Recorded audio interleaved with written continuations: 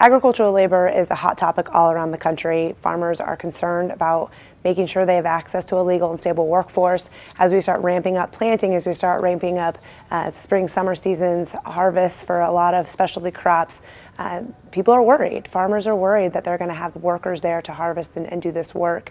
You have the dairy industry also that has a lot of instability, and with increased enforcement and rhetoric here in DC about immigration reform, there's a lot of anxiety and concern all the way around the country.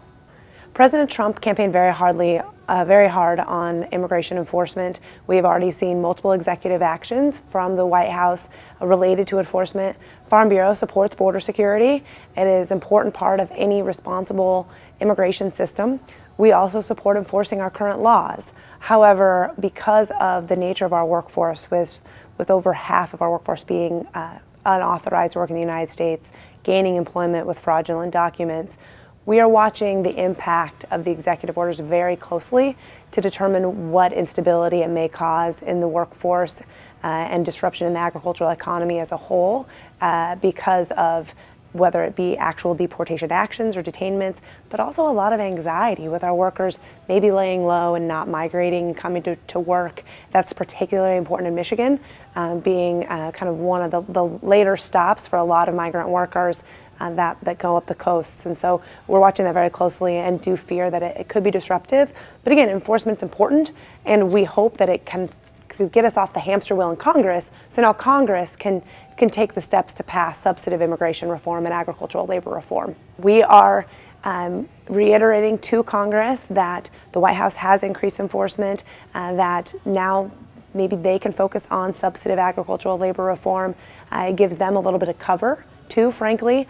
We heard the president say in his joint address that there is time to have a constructive bipartisan debate about immigration and a merit-based system. So all of those words are something we're reiterating over and over again to Congress, and also talking about the dire situation on the ground and the instability that growers are dealing with, and that it's time for them to act.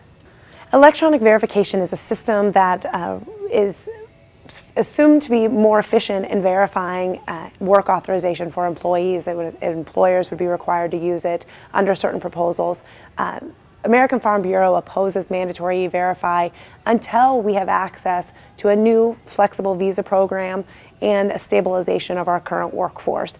We want to play by the rules. We want to use all the tools that the government can provide to us to make sure that we have a legal workforce. But until we have a program that ensures we have legal workers, we can't be forced to use E-Verify and risk losing 50 to 70% of our workforce and have no safety net to turn to.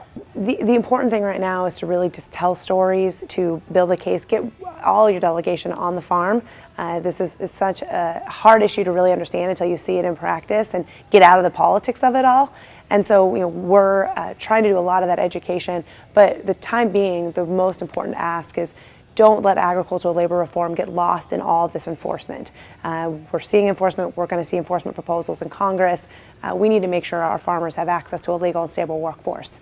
Immigration reform has a lot of misperceptions, and the wages that are paid to agricultural workers is always one of them that we deal with, that if farmers would pay more, then we would attract American workers. The fact of the matter is our average wages are typically much higher than a lot of local retail or local fast food places, for example, and we also pay a lot of piece rates, which are even higher. And so it isn't necessarily about the wages. It is about the fact that Americans aren't willing to do this work. It is arduous. It is in the elements. It's also seasonal in a lot of instances. It's also in rural America.